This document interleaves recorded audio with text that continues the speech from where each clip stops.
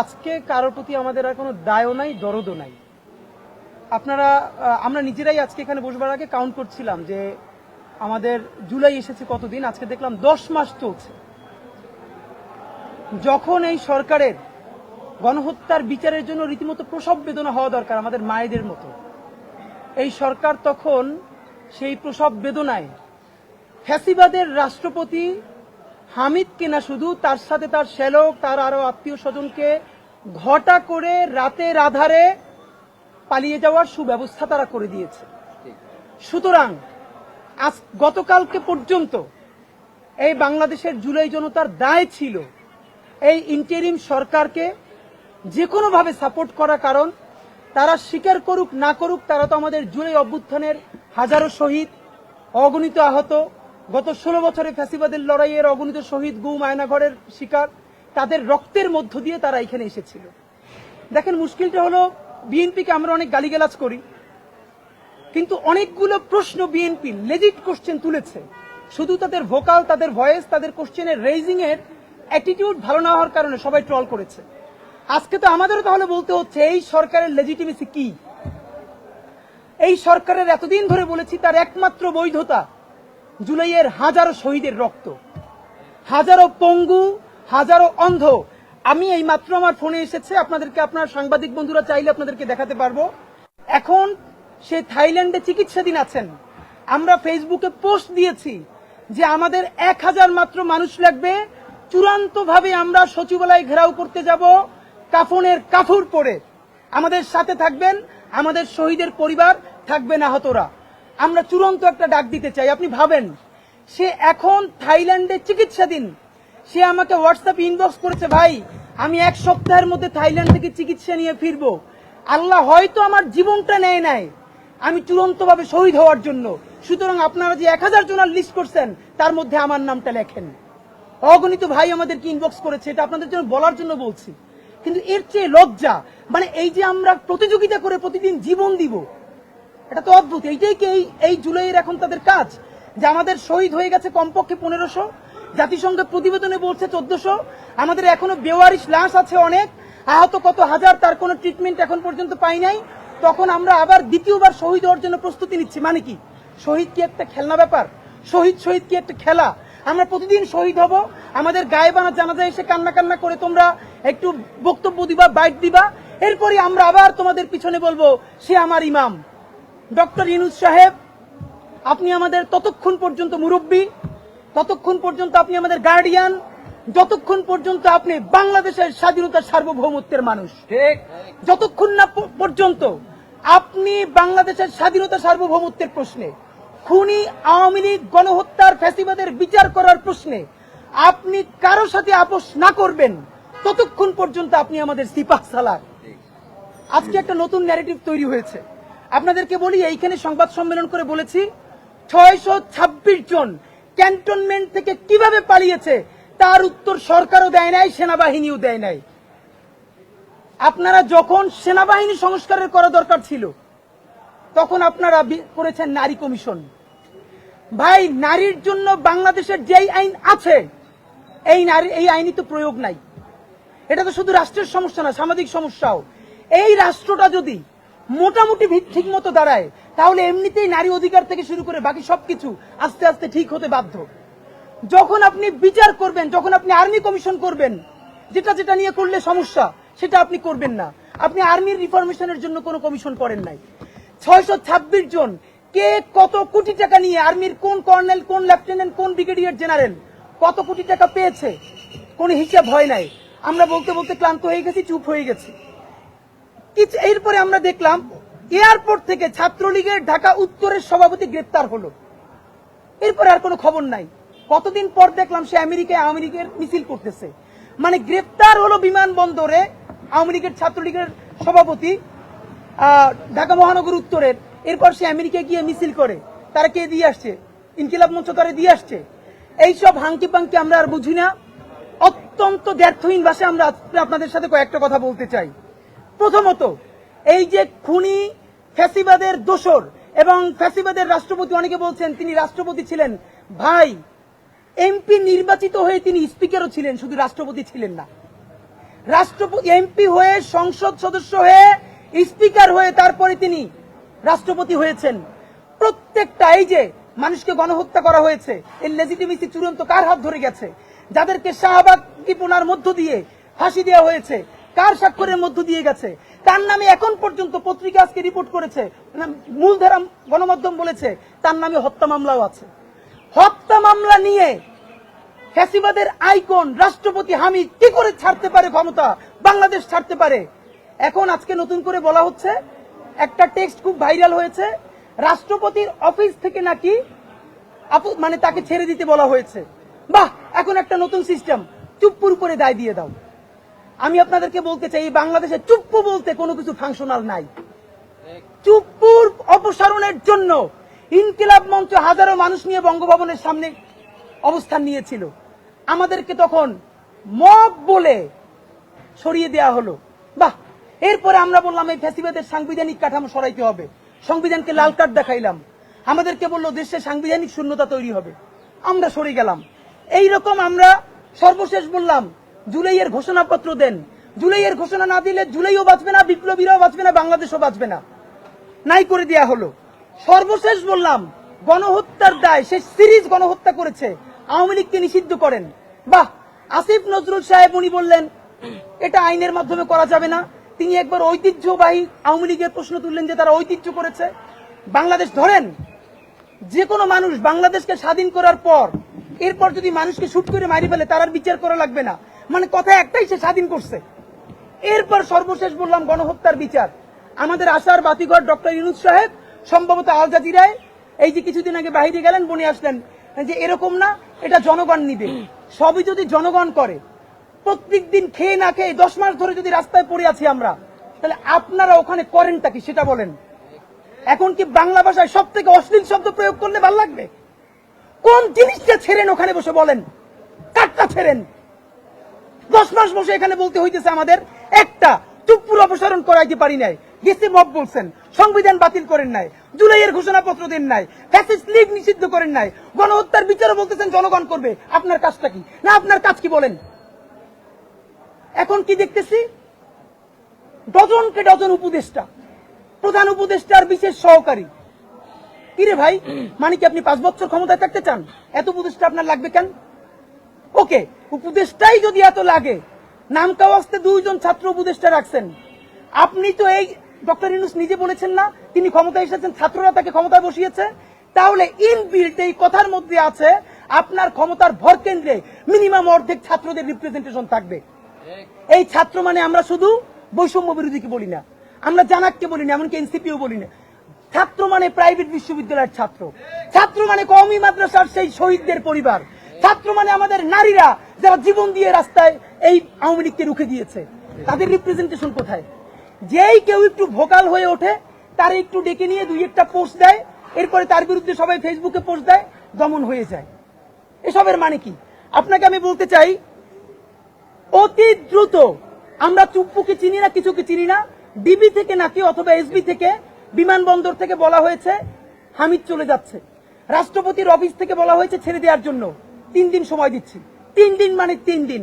আগামী 3 দিনের মধ্যে সরকারকে বলতে হবে রাষ্ট্রপতির অফিস থেকে হামিদকে ছেড়ে দেওয়ার জন্য কে ফোন দিয়েছে, হু ওয়াজ দ্য ম্যান, বলতে হবে, নাম ধরে বলতে হবে। যদি বলতে না পারেন, এই দায় প্রধানত স্বরাষ্ট্র উপদেষ্টা। বলবেন রাষ্ট্রের মধ্যে অনেক মেকানিজম আছে, আর্মি ফাংশন করে, যে যে মনে চায় ফাংশন করুক। এত ফাংশনাল কথা মনে কইরা হাজার হাজার মানুষ শহীদ হয় নাই। আমাদের সাথে এখনো শত শত শহীদ পরিবারের কথা হয়। তারা বলেছে তাদের সন্তানদেরকে আমাদের সাথে পাঠাবে, এখনো পাঠায়। আহত ভাইদেরকে সামনে নামাইনি এখন পর্যন্ত। সর্বশেষ ভদ্রতার সাথে হাতে পায়ে ধরে বলতেছি, এরপরে ভদ্রতাও থাকবে না, সভ্যতাও থাকবে না। বাথরুম পরিষ্কার করার ঝাড়ু, স্যান্ডেল নিয়ে কিন্তু রাস্তায় নামবো। যদি আমাদের জীবনই চলে যায়, শহীদদের পরিবারে যদি আবারও গণহত্যা চালানো হয়, আমার যেই ভাইয়ের একটা চোখ অন্ধ হয়ে গেছে, বাকি চোখটাও যদি অন্ধ হয়ে যায়, ইন্টারিম সূর্য কিন্তু বাংলাদেশে রক্তের বন্যা বয়ে যাবে। বললাম, আমাদেরকে বলা হয় আমরা ভায়োলেন্ট কথা কেন বলি, কত বড় হারামজাদা মার্কা কথা। কাজ করে ভায়োলেন্ট, গণহত্যাকারীরা পালাইতে দেয়, হাজার হাজার কোটি টাকা খায়, বদমাইশি করে, টেন্ডারবাজি করে, গণহত্যা প্রত্যেকটা খুনিকে সীমান্ত পার করে দেয়। আমাদেরকে বলে কি এত উচ্ছৃঙ্খল কথা বলে কেন? মানে এদেরকে দরকারি হলো কথার আগে জুতো মারা, এইটা মারতে পারিনি, এইটা আমাদের ব্যর্থতা। তো দুনিয়ার যেই অসভ্য ভাষায় বললে এদের কানে লাগবে। আপনাদের মাধ্যমে বলি, এইখানে বসে স্বরাষ্ট্র উপদেষ্টাকে বলছিলাম আপনি থানায় থানায় যান, রাতে রাতে যান, অন্তত ওনাকে একটা ধন্যবাদ জানাই। এই কথা বলার পরের দিনই উনি প্রত্যেকটা থানায় রাতে 10-12টা করে থানায় গেছে। আপনাদের মনে আছে কিনা? উনি রাস্তায় গেছে, উনি থানায় গেছে, এবং ঠিকই রাহাজানি বন্ধ হয়েছিল। কিন্তু আজকে স্বরাষ্ট্র উপদেষ্টা মুরব্বী মানুষ, আমার বাপের চেয়েও আপনি বড়।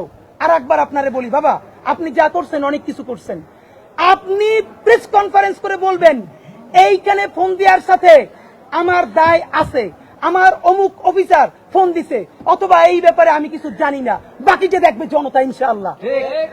কিন্তু আপনি দায় নিবেন না, মুরব্বী মানুষ। অকাজ করলে বলেন, না করলেও ঘোষণা করেন। নাম্বার 2, আমরা ব্যানারে লিখেছি ছাত্র উপদেষ্টাদের পদত্যাগ চাই। ছাত্র উপদেষ্টারা যেই 2টা মন্ত্রণালয় চালান তার সাথে হামিদের মন্ত্রণালয়ে যাওয়ার সাথে কোনো ম্যাচ করে না। কিন্তু আমরা তাদেরকে কেন যেতে বলি? তাদেরকে যেতে বলার একটা মাত্র কারণ, চুপ্পুর অপসারণ করা যায় নাই, সংবিধান বাতিল করা যায় নাই, জুলাইয়ের ঘোষণাপত্র দেওয়া যায় নাই, ফ্যাসিস্ট গণহত্যাকারী নিষিদ্ধ করা যায় নাই, গণহত্যার বিচার শুরু করা যায় নাই। এই না যাওয়ার কারণে লক্ষ মানুষ নিয়ে আমরা যখন সচিবালয় ঘেরাও করব, তখন আমাদের ছাত্র উপদেষ্টারা বলে ভাই সরকার তো চাপে পড়ে যায়। হেই মিয়া, এতজন ডজন ডজন উপদেষ্টার মধ্যে তোমরা মাত্র 2 জন, তোমরা আমাদেরকে থামাইতে আসো কেন? তোমরা তো থাইকে এগুলো পারো নাই, পারছো এগুলো করতে। আজকে উপদেষ্টা মাহফুজুল আলম আমাকে বলেছেন, ফেসবুকে কমেন্ট অনেকে দেখেছেন, যে নাহিদ যে সরে গেছে তাতে লাভ হয়েছে কার? আমরা উল্টো প্রশ্ন করি, আপনারা যে ক্ষমতায় আছেন তাতে লাভ হইতেছে কার? না বলেন, আপনারা যে ক্ষমতায় আছেন কোন জিনিসটা হইতেছে? বরং আপনারা ক্ষমতায় থাকার কারণে তারা বলতে পারতেছে আমাদের সাথে ছাত্ররা আছে, আমাদের সাথে জনতা আছে। আপনারা তো মাত্র 2 জন, আপনারা তো আন্তরিক চেষ্টা করলে অনেক কিছু পারেন না, আমরা জানি। আপনাদেরকে বলি, এই সমস্ত দায় নিয়ে আপনারা যদি সৎ সাহস থাকে তাহলে প্রেস কনফারেন্স করে বাংলাদেশের সমস্ত জুলাই জনতার পক্ষ থেকে অনুরোধ জানাইতেছি, আপনারা পদত্যাগ করেন। আপনারা পদত্যাগ করবেন এটা বলে যে আমরা জনতার একটা দাবি ওই সরকারকে দিয়ে বাস্তবায়ন করাইতে পারি নাই। আমরা ফ্যাসিস্ট আওয়ামী লীগকে নিষিদ্ধ করার কোন উদ্যোগ নিতে পারি নাই। যখন আমরা গণহত্যার বিচার করব তখন গণহত্যাকারী রাতের আধারে প্রোটোকল নিয়ে পালাই যেতে পারতেছে। তখন এই চেয়ারে বসে থাকার ন্যূনতম বৈধতা আমাদের নাই। আমাদের জনগণ আমাদেরকে এই জন্য ক্ষমতায় পাঠায় নাই, এবং এই সরকারের বিরুদ্ধে, গণহত্যার বিরুদ্ধে জনতার কাতারে নেমে আন্দোলন করতে চাই বলে আমরা নেমে আসলাম। যদি আপনারা নামতে পারেন বলি, আমরা যে আন্দোলন করব সেই আন্দোলনের সামনের সারিতে সম্মান নিয়ে আপনারা থাকবেন। আর যদি চেয়ারের প্রতি এত মায়া হয়, ডিজিএফআই এর কাছে কোটি কোটি টাকার ফাইল জমে গেছে, নামলেই ফাইল ধরবে বিএনপি, যে এত টাকার দুর্নীতি করছো, কমিশন বাণিজ্য করবো, ধরবো। কিন্তু এই ভয় যদি থাকে তাহলে আপনাদেরকে বাঁচানোর দায় আমাদের আর নাই। একটা কথা বলি, আপনারা সবাই আমাদের ভাই।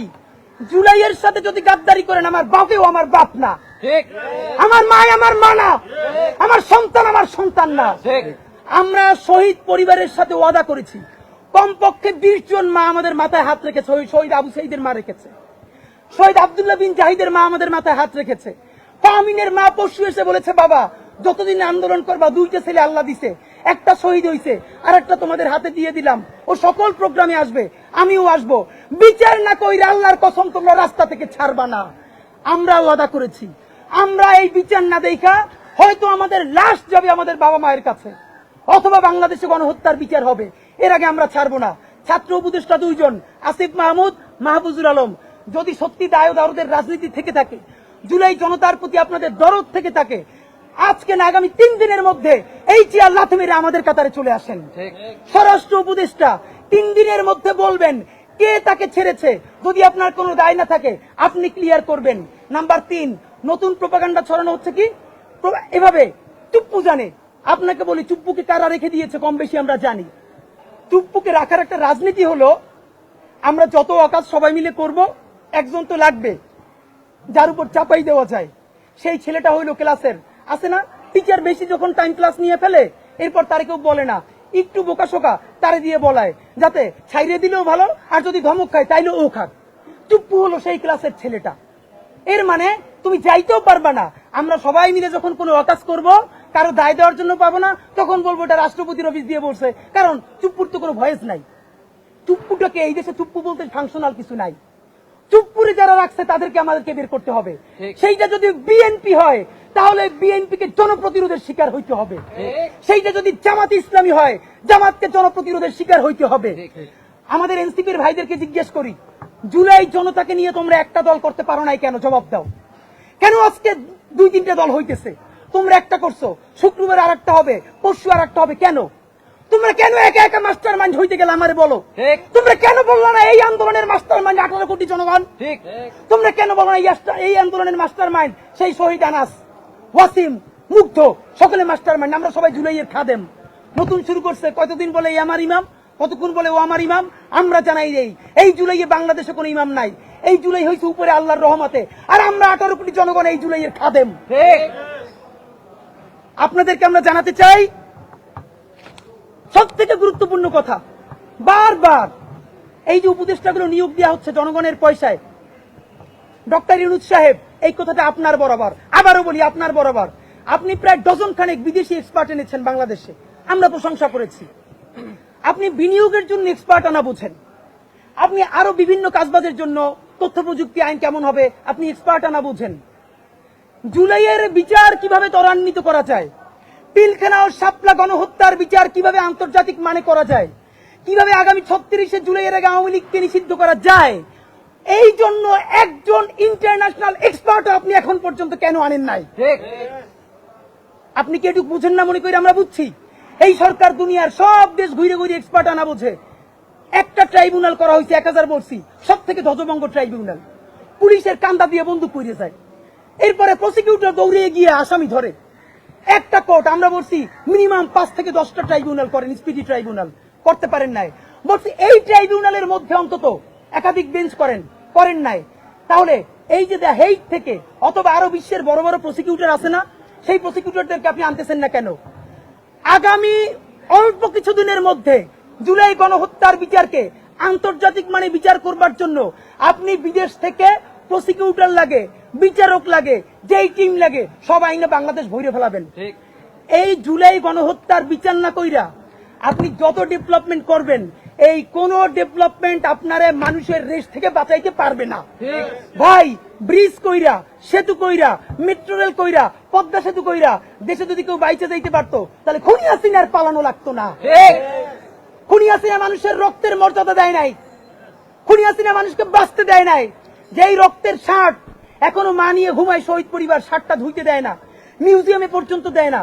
আপনার কি মনে হয় সেই মায়েরা আপনার ছাড়বে? মুরব্বী, হাতেও ধরি পায়েও ধরি, আপনার বয়স প্রায় শেষ, এখন পর্যন্ত আপনার উপর আমরা আস্থা রাখতে চাই। আপনারে যেন জুলাইয়ের গাদ্দার বইলে ঘোষণা দেওয়া না লাগে, আল্লাহর কাছে দোয়া চাই, আর আপনার সহযোগিতা চাই। আপনি যদি না পারেন বলেন আমি চলে যাচ্ছি, জুলাইকে আমরা কোন গাদ্দারের হাতে ছেড়ে দিব না। বন্ধুরা আমার, আপনাদেরকে দ্রুত আমরা শেষ করব, আপনাদেরকে আমরা দ্রুত জানাচ্ছি, গতকাল রাত 3টার সময় গণহত্যাকারী ফ্যাসিবাদের রাষ্ট্রপতি হামিদকে পালাতে রাষ্ট্রপতির অফিস থেকে যে এবং যারা সংশ্লিষ্ট ফোন দিয়েছে, ছেড়েছে, আগামী 3 দিনের মধ্যে তাদের নাম সরকারের তরফে স্পষ্ট ঘোষণা করতে হবে। শুধু ঘোষণা করলে হবে না, অনতি বিলম্বে তাদেরকে গ্রেফতার করে বিচারের মুখোমুখি করতে হবে। তাদের পিছনে যদি বিএনপি হোক, জামাত হোক, এনসিপি হোক, সমন্বয়ক হোক, কোন দল বা ব্যক্তি থেকে তাকে তাদের নামও প্রকাশ করতে হবে। যদি আওয়ামী লীগের ইন্ডিয়ার সাথে বাংলাদেশের সেনাবাহিনী প্রধান কোন ধরনের সেটেলমেন্টে এসে তারপরে হামিদকে বিদেশে পাঠানোর ব্যাপারে পরামর্শ দিয়ে থাকেন, সেটাও আপনাদেরকে প্রকাশ করতে হবে।